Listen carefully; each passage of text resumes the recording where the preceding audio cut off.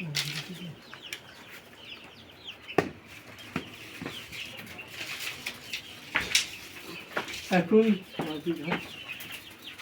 আছে জীবাণু নাশ করব।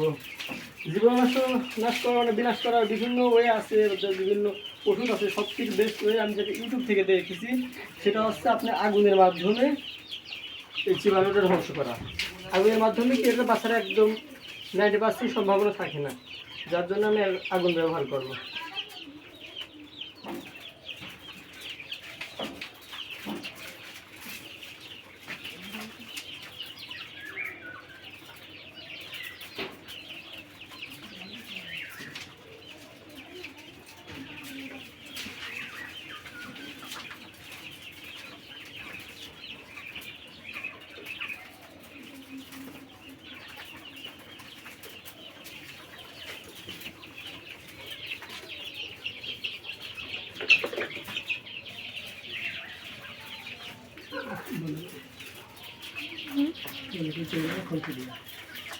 Posto de algo.